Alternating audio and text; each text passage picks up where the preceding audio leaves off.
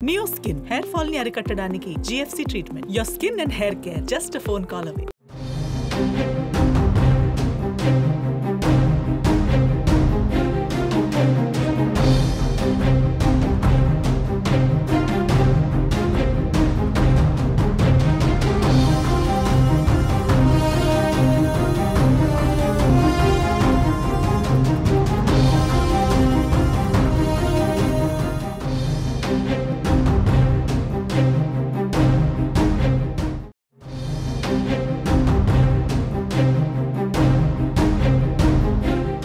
తెలంగాణ రాజకీయాల్లో కీలక పరిణామం చోటు చేసుకుంది. ఫార్ములా ఈ కార్ రేస్ వ్యవహారంలో మాజీ మంత్రి కేటీఆర్ పై ఏసీబీ కేసు నమోదు చేసింది. A1 గా కేటీఆర్, A2 గా అరవింద్ కుమార్, A3 గా BLN రెడ్డిని ఈ కేసులో నిందితులుగా ఏసీబీ పేర్కొంది.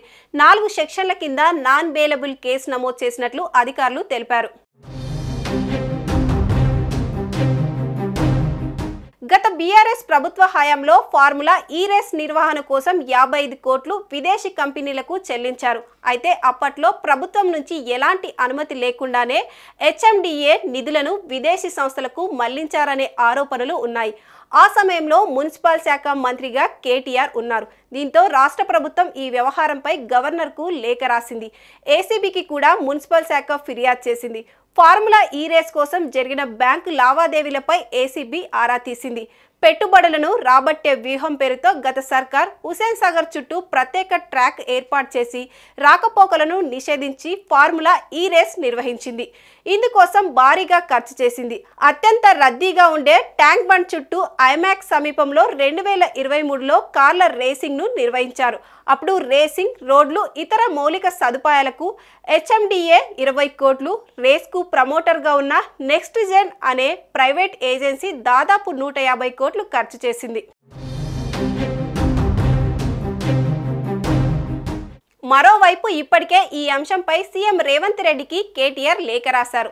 ఫార్ములా ఈ రేస్ పై అసెంబ్లీలో చర్చ పెడితే ఎవరు ఏంటో ప్రజలే నిర్ణయించుకుంటారని లేఖలో పేర్కొన్నారు.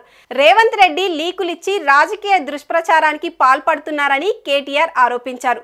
ఫార్ములా ఈ రేస్ ఇతర స్కామ్లంటూ అసత్యాలను ప్రచారం చేసే కన్నా సభలో చర్చ పెడితే నిజాలు తెలుస్తాయి కదా. చర్చ 4 గోడల మధ్య కాదు, దమ్ముంటే అసెంబ్లీలో చర్చ పెట్టండి డిమాండ్ చేశారు కేటీఆర్.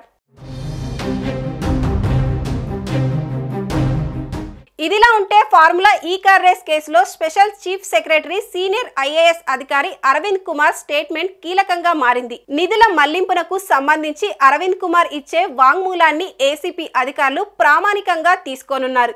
ఈ మేరకు జనవరి 24న సిఎస్ శాంతకుమారికి అరవింద్ కుమార్ ఇచ్చిన 8 పేజీల ఎక్స్ప్లెనేషన్ లెటర్ ఆధారంగా దర్యాప్తు చేపట్టనున్నారు.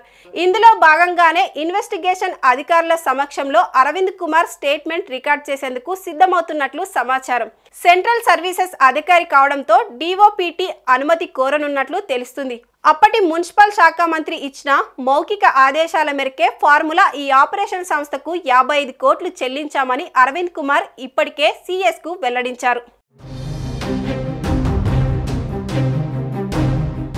సుమన్ టీవీలో మీ పర్సనల్ అండ్ బిజినెస్ ప్రమోషన్స్ కోసం కింది నెంబర్కి కాంటాక్ట్ చేయండి.